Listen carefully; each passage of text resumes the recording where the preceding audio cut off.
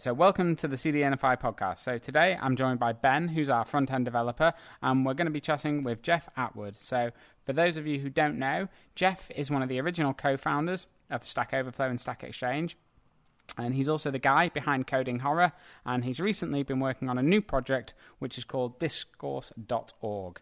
So hi Jeff. Hi there. So, firstly, we're wondering, could you explain what Discourse.org is and kind of what the idea behind it is? Sure, absolutely. So, I left Stack Overflow and Stack Exchange in February 2012 for a variety of reasons. One of the biggest is which is I had twin baby girls who are now almost 2 years old. And one of the frustrations I had was that we don't really allow discussion on Stack Overflow and Stack Exchange. It's mostly about questions and answers. We spend a lot of time really suppressing discussion because we just want a good question and good answers to the question. There can be multiple answers because, as any programmer would tell you, there's always more than one way to do it, and sometimes many good ways to do it, a few bad ways. Yeah. And that's fine. We encourage all that stuff. But what we don't want is a lot of just random discussion. We were only focused on the questions, getting things done. It's really kind of a place of learning, where you're trying to get better at your job, basically. Yeah. In not so many words. Even if you're not getting paid for it, you want to get better at it because it feels good to improve at something. Okay. Like that. Now, Discourse is the discussion side of that. So Discourse is me saying, what if we had a place where we could go and discuss anything, and nothing was really off limits unless it was like illegal or obviously offensive in some obvious way. Yeah. Kind of like a more traditional discussion forum. When we built Stack Overflow and Stack Exchange, we thought initially we were building a forum. We're like, oh, it's just kind of like a forum. And then once I dug into the Q&A format, I realized it's really nothing like a forum. It's really quite different. Yeah. And to make it work, you need to have a little bit of discipline, a little bit of strictness about questions and answers. Otherwise, it breaks down really rapidly, and you get, Yahoo Answers, which is self-evidently ridiculous. Yeah. Because it has no rules, right? Yeah. Like, it's just, you can do anything here. Yeah. And then it just really rapidly breaks down and becomes a place you don't really want to be, necessarily. So, Discourse is a more traditional forum. Okay. It's completely open source. It's, of course, at discourse.org. That's the website. Yeah. And unlike Stack Exchange, it's completely open source. And what we want to be is really the WordPress of forums. So when someone says to you, hey, I think I want to create a web page where I post my thoughts, about stuff, then you would probably say to them, hey, you probably want a blog, and you should probably go to WordPress because that's a really good solution. It's open source. There's a good community around it. Lots of people do hosting. It's just a good solution, right? Yeah. So we want people to have that same reaction when they think, hey, I need a community. I have a bunch of people that need to talk about a subject, that want to hang out and, do something in particular, that we all have a common interest. And I want people to say, hey, Discourse.org, you should go there and check it out because it's free, it's open source, there's a good community around it, and it doesn't actually suck beyond belief. That was the other problem with a lot of forums, was that they're really bad. Like I had companies, because I came out of Stack Overflow and Stack Exchange, so now I am perceived as, air quotes, successful. So people will now come ask me for advice, which is really not recommended. I'm not a good advice giving person. Okay. But I do listen when they ask. I'm like, well, the first thing I want to tell you is, why are you asking me? Not because I don't want to talk to you, but because why don't you ask the people that actually use whatever it is that you're building, what they think of your thing? Because isn't that who really needs to be listening to you, and you need to be listening to them, right? Like, do you even have an audience? If you put up a place for your community and nobody showed up, what would that tell you about your product? Yeah. Nobody cares. There's your problem. I'm not saying that was necessarily the case, but I'm saying you don't even know. You don't even know whether you have a community or not. And to me, that is so fundamental. And probably I'm biased because I come out of Stack Overflow and Stack Exchange, where the whole thing is about the community coming together to ask questions, answer questions. And the whole reason it works, the whole reason the engine turns at all, is because the community is there interacting with each other. Yeah. If we didn't have a community, there would be no Stack Overflow, there would be no Stack Exchange. So to me, this is like air and water. So it's the first thing I would recommend to these companies. And the smarter ones would say, hey, Jeff, you're right. We should be talking to our community. How should we do that? And then I would think, well, geez, you probably want to install some kind of forum software to talk to your customers, to your users, to your audience, right? Depends what you got. If you're famous, you have an audience. Mm-hmm. If you're selling a product, you have customers. And if you're like Stack Overflow, you have a community. You're not really selling anything technically. It's all kind of the same thing to me. And I went through the list of software. And I was like, oh, this. I was like, crap, terrible, awful. There were nothing that I could recommend to them that I would not be embarrassed to have on my own site. Yeah. And I was like, this is bad. Because here I am telling them that this is essential, you need this. And all the software options I can show them either are completely terrible, like PHP BB level bad. Yeah. Like they were built in 1999 and really look it. Or B, don't belong to them. Like you can certainly go to Facebook, you can go to Twitter, and you probably should do that anyway, of course. I'm not saying these are compatible things. There's nothing incompatible with what I'm telling you. But you also kind of want to have your own place that you control, that belongs to you and your community. I mean, you're kind of letting somebody else own your stuff. Yeah, you know, when you set up an air quote community on Facebook, it's not wrong. I'm not saying you shouldn't do that, but it doesn't belong to you. It belongs to Mark Zuckerberg. No, and you're also constantly driving those people to your site from there as well, aren't you? Yeah, you're sending them away from your site to some other site, which does that really make sense? Is that strategic for you as a business, as an organization, to send people to some other place? Yeah. So these are the things I was thinking about as I was creating Discourse. And I kind of also want it for myself because I get a lot of really good search results on forums still. Like I'll search for something. Like just the other day I was searching for something related to some kind of kid soap. I don't remember. We have, like I said, I have the twins. Yeah. And I have a nearly 5-year-old son, so I do a lot of kid stuff. And I'm just searching for, like I've searched for, you know what's really fun is 2-liter water bottle rockets. Those are awesome, by the way. Yeah. Those are really, really fun. It's been a long time since I've done that. It's amazing how high those things can go, like hundreds of feet in the air. It's crazy. So there's whole communities around that. So I was searching for that kind of stuff. I was searching for something about soap. There was this crazy soap that we had that was like a sand, and he really liked it. And I was like, I couldn't find more of it, so I was like, maybe I can make it. So I ended up on like a soap making forum. Okay. And I get forum results. You know, like these are good results. The layout is terrible. Like on the soap making forum, I actually posted it to Twitter because it was so bad. I was like, it was on my Android phone. I was like, oh my God, look at this page that I ended up on. It was just like a travesty of a web page. It's like a tiny, tiny sliver of content, which was actually good. It was what I was searching for.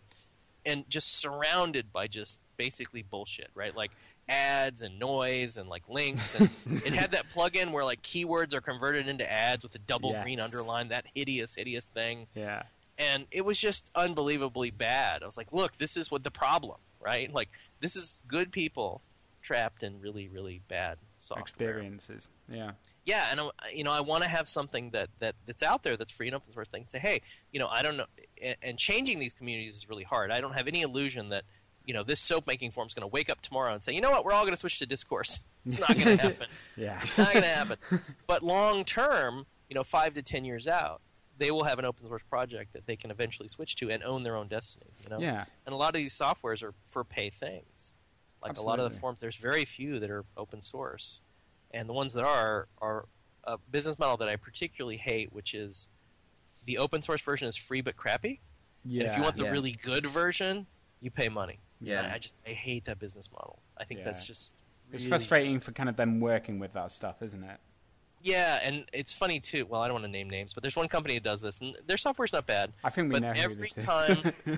Every time they post a blog entry about some new feature, there's just comments like, well, "I can't use this. This is crap." You know, I can't get to it because like they're giving features. It's like, ha ha ha. Here's an awesome feature. You want to look at it? No. You can look. Look, don't touch. Yeah, and then give us the money.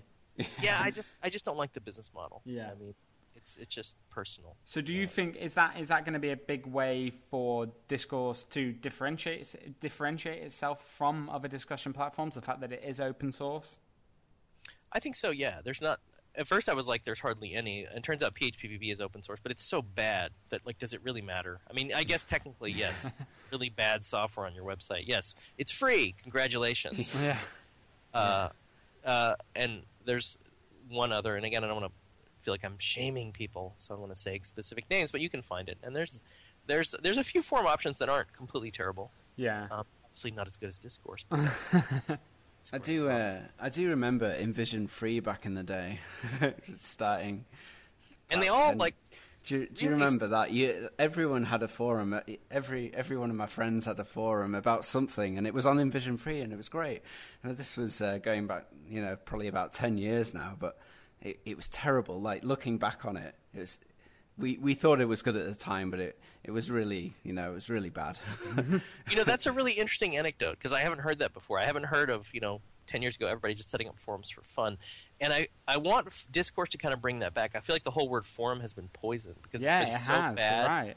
and so unchanged for so long that people are like, oh, forum, and they immediately have a bad feeling. I got a bad feeling about this. Yeah, because it's like a comedian doing a gig in a really dangerous pub. You know what I mean? Where they're going to throw things at you and stuff like that. You know you're going to get attacked, and and like you say, what it is a part of it. I think a part of it is that forums have languished for 10 years, like you say. Like, it's so weird. Like, I've not thought about that part of the internet for 10 years. I think programming forums have really been consumed by Stack Overflow. Really.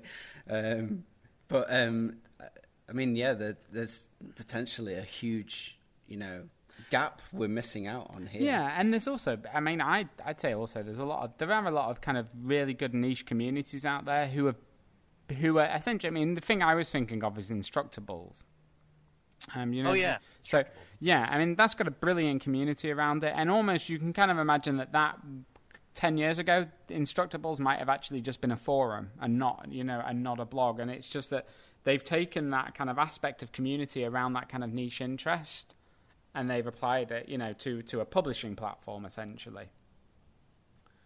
Right. So there have been obviously really interesting kind of communities, but yeah, they just never. It's about having that one kind of place to all, like, it's like the campfire, essentially, isn't it? Oh yeah, absolutely, yeah. It's a really basic building block, and to some extent, we want to bring the sexy back to forums. We want to say, wow, it's actually cool to have a community again. And I really believe in this stuff, Stack Overflow is a community, and I love these varied, crazy niche communities like kites, 2-liter bottle rockets, which, by the way, awesome. Really, really fun. I was surprised, like, God, this is really, really fun, making these stupid rockets with my son. The physics was really impressive. And, just those little niche interests. And, like, I've gotten hits on Lego forums that were amazing, like, gave me so much information that I just loved browsing them, because these people live, sleep, eat, and breathe Lego, right? Like, that's absolutely the place to go. If you want some detailed information, there's no better source in the world. You're not going to go on Facebook and mind your friends' network for this kind of stuff. That always struck me as really, like, for lack of a word, stupid. Like, I don't know. It's like my friends' network, I guess, isn't that deep, but I love these specialist communities, and we want to bring some of that interest back to say it's easy to set up, it's free, it's open source, and it just kind of works. Like, you don't get spam, it doesn't get overrun by, bad agents taking over. Like, it's kind of sustainable by itself. Like, if you set it up and walk away, it won't get overrun by spam, assuming someone's going there. If nobody's going there, you have a different problem. But if you have, like, a few regulars hanging out there, it's really easy to maintain. Mm-hmm. It mostly maintains itself. It doesn't become the spam garden overflowing the web with just, crazy, exploited, as you mentioned, exploits and stuff. Like, because we're open source, like, everyone can see and propose fixes, or if we have exploits, we get them fixed really fast. Because the private software stuff really hurt, I think, the forum community, because it was always sort of pay for a license. A lot of them. And I just heard so many horror stories. And some of the forums that switch over to us, it's because they get hacked. And they're really sick of getting hacked. And it's a common refrain. In fact, one of the forums I use as an example that I like a lot is this thing called Straight Dope, which is a long-time newspaper column in the U.S. about, sort of before there was an internet, like, just figuring stuff out. Like, why does X happen? And he would go research it, and it was awesome. He would give you all the research and the answer to your question. I guess a little bit like Stack Exchange. Yeah. And he wrote books about it and compiled all this stuff. And there's a forum associated with Straight Dope that's really interesting, and I always love that forum. And I use it as an example. If you go to discourse.org, you will see screenshots of the Straight Dope from 2002 and, like, today, and they look identical. Side by side, yeah. Yeah, like the side by side. Yeah. And they got hacked, because I got an email from them. This is not, like, super public information, but I got an email, like, 2 weeks ago saying, hey, oh, by the way, all our passwords are compromised. And I was like, well, this is just precious, right? Like, this is exactly the problem with all this stuff. Absolutely. Because they were running some really old version of, I think, vBulletin, and of course they didn't want to change. Because I engaged them in conversation. I was like, look, I love Straight Dope. I'm going to do this Discourse thing. Let me just talk to you guys about it. And, I got the usual, back and forth. Some of it was good, some of it was not so good. And they emphasized that, like, look, we really don't want to change. And I was like, look, I'm not even trying to get you to change. That's not the point of this conversation, because I know you're never going to change. But the side effect of this never going to change thing is they got hacked, right? Because they were on some ancient version of vBulletin that they liked. Who knows why? There's this huge, inertia to change in these big communities. Yeah. And it kind of hurts them. And it's also one of the problems, I think, in the general forum community, if you will, is this massive inertia. Well, it's also, I guess it's also maybe why people have migrated away from a lot of those places. Oh, absolutely. Most forums, I think they trend, not all, but a lot of forums, they trend down over time because, A, they're not friendly. They're not really fun to go to. Yeah. Like, it really struck me as I was doing the research for Discourse. I like to do a lot of research when I start projects. And obviously I knew forums. I've been on forums. So I was like, let me just, do more research and understand everything I can about this problem. That's how I like to attack things. That's also how I recommend other people attack things. And just the topics that I started about, like, I'm going to start Discourse, basically. I did that on, like, 4 different forums. And on every forum I did it, and they were all different software, like Ars Technica, Straight Dope, Something Awful, oddly enough. And one other place I can't really think about right now. On all of them, I got no notifications when I had replies. Like, there was nothing telling me, 5 people just replied to your topic. Nothing. And when I went back to the forum, I had to manually go find my topic. There was nothing, like, my topic was not, like, top of mind. There was no obvious, here is your topic that you started on the screen, right? It was like, now you got to manually dig through the categories, find your topic. And on some of them, like, it didn't even take me to the last thing I had read. Like, say I had read 5 replies to my topic. When I click on it, I was back at the top. I had to, like, scroll through all the things I'd already read. Everything about it was just profoundly broken, right? Like, this is the norm in forum communities, and this was like a year ago. This was not like ancient history. This is a year ago, 4 different forums, right? Well, because all running different software, and they were all just unbelievably bad experiences. Like, I am not having fun. I'm doing this because I have to do research. I'm not doing it because, wow, this feels good. This is easy. There's so much friction here. I guess they work like that way because they've always worked like that way, and no one's really come up and said, actually this is the wrong way to do it. We need to change all of this. They've stuck with what they've known for years and years. We're not going to change this, and I suppose that's one of the things you've really got to break down with people is sort of, no, you actually do want this because this is so much better. And just looking through the features of Discourse, it looks really impressive to me. I mean, at the moment. And I think what we optimize for, I don't talk about this a lot, but we optimize for what I call core gameplay, which is the moment-to-moment experience of using the software needs to be good. Because it is easy to look at, well, at least Discourse looks good, like you said. It's like looking at a house on a hill and thinking, wow, that's a really nice big house on that hill. It looks nice. It's got a nice, set of shrubberies around it. The painting is good. The windows look good. The curtains, it just looks nice. There's a garage. It just looks nice. It looks like, wow, what a great house. I would love to live in the house. But what you don't know, and this happens when you get into real estate, when you actually buy a house, when you move into the house, you find out all these things you didn't realize from a distance, even if you tour the house. Like, the electrical switches are on the ceiling for, I don't even know. There's a train that goes by at midnight on Sundays, every night, that wakes everybody up every night, right? The basement has horrible leaking problems, and there's always water in the basement. Now, some of this stuff you would find out at a, air quote, home inspection, but looking from a distance, you can't see this stuff. You have to live in the house. And living in the house is what we really take very seriously at Discourse, which is it needs to feel good to be in the house. In other words, the act of replying feels good. It's easy. The act of reading feels good and easy. The act of showing me the things that I've read that I actually care about is A, automatic, and B, just easy, right? Like, you go there and, wow, I can just go in, read stuff I care about, see people talking to me and reply to them, because conversations are what forum's about fundamentally, right? Like, just like the conversation we're having now. I talk, you talk. That's what a forum is. That needs to feel good and be very easy. And I'm very gratified that, like, it's just like a video game. For example, I love first-person shooters. And one thing I've learned about video games and first-person shooters, it doesn't really matter how good the graphics are. It doesn't really matter what the features are. What matters is when you're actually in the game, how does it feel to pull the trigger and shoot at a bad guy and watch the bad guy fall down? Does that feel good? That's true. If that doesn't work, it doesn't matter how good the graphics are. It doesn't matter if the story is unbelievably awesome.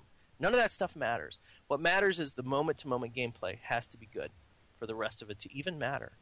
And we take that really seriously at Discourse. Like the moment-to-moment gameplay of using Discourse feels good. And I have been gratified. We just got another potential partner. We're starting to ramp up actually selling this thing. Yeah. And we set up a forum for them.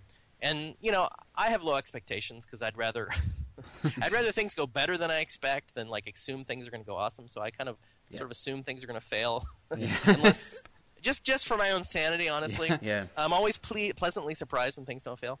And I was really pleasantly surprised in this case because we set up this forum and they were on there just like using the crap out of it. Like they were like, wow. I was like, holy crap, there's like 20 topics in here from them just playing with the software, right? That indicates to me that they're having fun. They're in there and the moment-to-moment experience is good, so they're actually playing the game, right? The game is in this case talking to other people. Yeah. So, yeah. But yeah, design is complicated, but I think if you focus on the moment-to-moment gameplay, it's so important. I think that's really interesting. So do you think it's kind of... it kind of almost sounds like it could almost kind of replace the knowledge base as well. Like I was actually thinking about in our kind of instance, like how we do stuff and like engaging the community and stuff is quite an important thing to us, but it's kind of difficult to have that all in one place. And it kind of feels like, that you could use Discourse in that way. Essentially, you allow the community to ask the questions and answer them themselves. Yeah. You do. And it's been surprising to me, too. A lot of businesses, I'm not saying you are, but a lot of businesses are kind of afraid of their customers. It's interesting. Like, they're like, whoa. You mean customers can come in and just say anything? And I was like, yeah. That's kind of how it works. They're like, whoa. I don't know. They're kind of not willing. Either they don't see the value of talking to the community, which I find insane. Like, I just don't believe in that. Or they're just really worried that the community's going to get out of control, do things they don't want to do. And I always tell them, look, the problem you're going to have is not that the community's going to get out of control. It's that nobody cares. Nobody cares is your number one enemy. It's not that people are in there messing with you. People have more important things to do than mess with your forum, right? And on top of that, obviously on Discourse, we do put a lot of time into thinking, how do we prevent spam? How do we prevent griefing? How can we make it automatic so that you can walk away and it just works, So I do want to put in a little plug there for we think a lot about this. And that's, again, moment-to-moment gameplay. If you're the admin, that is your moment-to-moment gameplay. Oh, crap, there's spam here. With us, it's like click, and then it's totally nuked. The IP is banned. The email address is banned. We haven't yet banned the URLs from spammers because I find they change URLs so rapidly that it's not. At least we saw that on Stack Exchange. Like the URLs just change so rapidly. But anyway, we make it easy to sort of tend to your garden. There's a lot of power tools we offer for tending to your garden that make it very easy. But you do have to kind of fundamentally embrace this idea of, you're going to have a community and they're going to ask you hard questions. But that's the point. Like, do you want... If you don't want any hard questions, why are you even running a business? Yeah. Because, they may not say them out loud, but the customers are going to ask those hard questions in their mind anyway. Like, why do I care? Yeah. Why should I pay you? I think it's worse if you have a community that's not asking questions. Yeah, right? Definitely. Because if no one's asking questions about your products, then you don't have a product, do you? If it's not for anyone. Absolutely. Yeah. I mean, I think you need to attract some kind of core audience. And even if it's like a customer support sort of thing, I think that's fine. I mean, seeing, in my case, like on Stack Overflow, it's like the founder of Stack Overflow, and they're sort of answering your questions, even if it wasn't always what you wanted to hear. Yeah. Was good. Because, hey, I'm having a dialogue with the people that actually built this thing. It's not like this faceless website that somebody set up where you enter a credit card and stuff. It's like a gumball machine and stuff just comes out and the machinery is not visible. The visibility really matters. Yeah, but that's what gives people trust in a piece of software. I would say, yeah. Or in anything, I guess. I would say yeah. And some of this comes down to belief systems. Like I can't really believe any other way because that's just how I'm wired. Yeah. And that's also what I did. I mean, I came out of Stack Overflow. There are obviously very different businesses where this may not apply. But I think for most businesses, and this is where Discourse hopes to make money, you can make a strong case that you should be talking to your community as a business, and you should have, click one button and then set up a really nice forum for people to talk to you. Yeah. Now, if you're never going to go in there and talk to them, you have a different problem. It's like you've created a playpen for the children that are essentially unloved, right? Yeah. So there's a little bit of a commitment there that you have to sort of talk people into. So, I don't know, Ben, do you want to ask about that? Yeah. I was just wondering what technologies are you using to build Discourse? I can see on the repo it's mostly in Ruby, I think. But do you want to go into a bit more detail about what you're using? So Discourse is a complete reboot, both sort of culturally. I mean, we don't want to be a flying car. We don't want to be like Google Wave, where it's so crazy that you're like, whoa, I don't even know how to use this thing. It looks like a forum. So, but we are pushing ahead sociologically in terms of the way things work. And also on the technology, we're trying to make decisions now that will seem sensible 10 years from now or 5 years from now. So Discourse itself is actually a giant ball of JavaScript that gets delivered to the browser. Right. It is not a website in the traditional sense at all, other than to Google for indexing purposes. If you come in with JavaScript disabled, you will get the Google UI, which is essentially 1995 era HTML.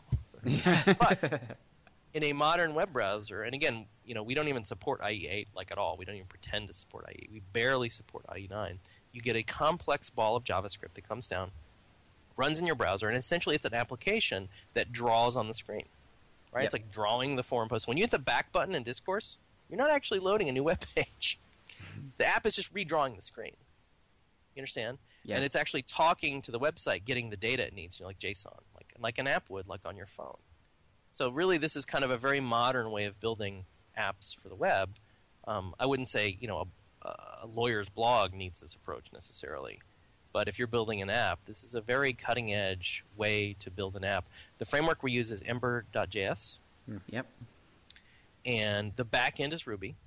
Yep. The database stuff is pretty traditional because I'm kind of a traditionalist when it comes to database. We use Postgres and Redis for sort of in-memory caching on the server. So it's not a crazy stack. The only really aggressive cutting-edge thing about Discourse is the giant ball of JavaScript approach to delivering an app. It has worked pretty well for us so far.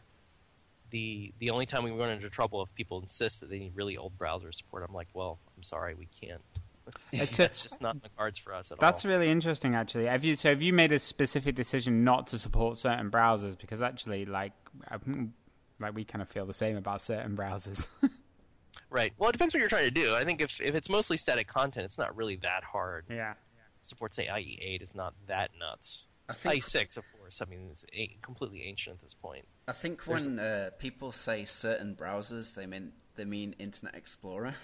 Yeah. For the most part, yeah. I mean, if you get into really... Because I think Chrome is so good at updating itself. I mean, how do you even have an old version of Chrome? Yeah.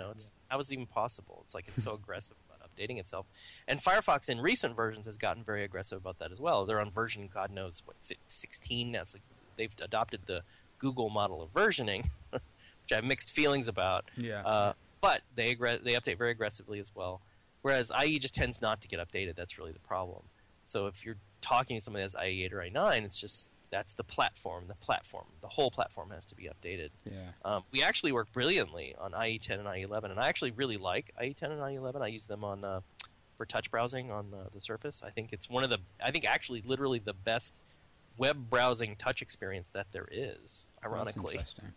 Yeah, it's really, really good. Like the way they do tabs, the whole thing is excellent. I mean, there's a little bit of quirkiness around. Most people don't expect IE10 anymore. Yeah. The web is kind of not optimizing for IE anymore. Yeah. But as a touch experience, it is very, very first rate. So we run great on IE10 and IE11 because I use it personally. Okay. So, it's not like we're anti-IE. It's just this is a commitment to the future. I guess you have to be anti-IE up until version 10. Yeah. Really? Yeah. Well, IE9 kind of works, sort of. We kind of half-heartedly support it. That's not totally broken. It'll kind of work. It's kind of a long story. Non-committal. Yeah. Yeah, it's our literally minimum browser that even runs Discourse.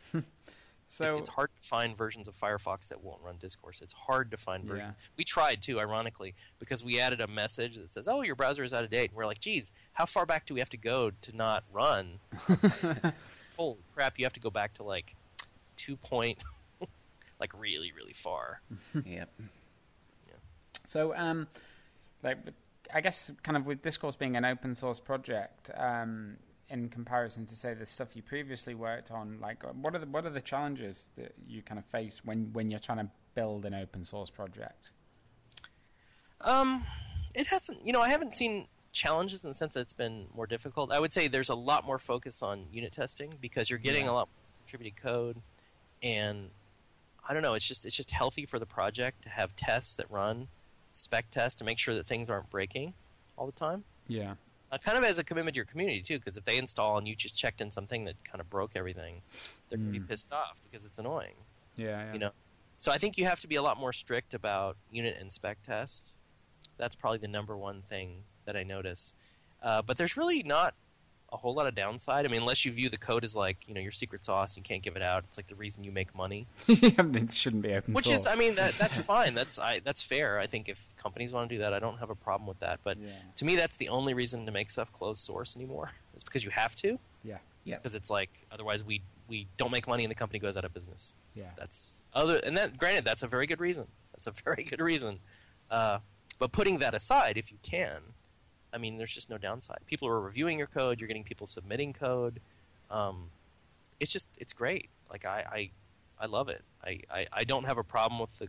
I mean, sometimes... I guess the only other and this is very, very minor in comparison, is sometimes people ask, like, hey, we want to build some like, really grandiose feature for your software. And I'm like, well... I don't know, because first of all, you're building UI, and I get uncomfortable watching other people build UIs. Most people are very, very bad at this. So sometimes it's difficult to find sort of bite-sized pieces of work to give people. Like, they want suggestions of things to work on in Discourse. And a lot of the big picture stuff I don't want to give them because I haven't figured it out myself, and I'm not really comfortable with someone outside Discourse, the org, building giant pieces of the UI for Discourse. That gives me the heebie-jeebies, frankly. Yeah. But I'm totally happy. Like, for example, let me give you some good examples. They submitted RSS support. That was awesome. Somebody did keyboard shortcuts. Still a work in progress. But if you go to a Discourse forum and you question mark, you'll get like keyboard shortcuts. That's awesome. That is really cool. Yeah, and this is stuff that doesn't depend heavily on necessarily UI, right? Yeah. Those are the things that I'm much more comfortable handing over to the community. Because, I mean, it's not like open source has this great track record with UI anyway. It's not like we all running Linux on the desktop. It's so good. Yeah. Yeah. So those are probably the two things. But it's been a wonderful experience. Like, I've had a lot of fun. And, I've met some great developers that are able to really contribute. Just, all by themselves. Like, it's how do you turn that down? I mean, it's basically free work, right? Yeah, absolutely. And it is open source. I mean, this isn't something we're going to pull away from the community. Technically, we could be jerks and, get people remove to the build it GPL and fork. But we're not going to do that. I mean, that's not the point of the project. So there's no downside to contributing either, which is nice. Cool. Okay. So, I mean, it's been really interesting chatting with you. Is there anything else you kind of want to touch on? Or anything else you kind of want to bring up in regards to Discourse that you think might be of interest to the audience? Yep, I recommend that nobody use a CDN ever. I don't think CDNs are of value to anyone. Fair enough. No, we actually, and just to put in a minor plug for what you guys are doing, like, when I started Stack Overflow in 2008, the whole CDN story was very hard. And now I think there's so many really good options for CDNs, and CDN is a big way to get performance, particularly, you have these big global audiences. Like, we did this in like 2010 for Stack Overflow, and it was so much easier to adopt CDN stuff on Discourse. And I think it's really a big win. Like, I know this sounds like a plug, but I do believe this is actually... And in fact, I was just looking at some Google page where they were talking about YouTube caching and like moving stuff down to the ISPs and like how you... that's CDN story stuff. It's really important to the speed and health of the web. So, CDNs, thumbs up. Thank you. Great, thank you. Cool, yeah, cheers. Thanks very much, Jeff, and good luck with Discourse, and I think we might even try using it on our site. Yeah, please do. Yeah, I think we will. Awesome. Great talking to you guys. Yeah, great. Yeah, Thanks too. very much. Bye. Cheers, bye-bye.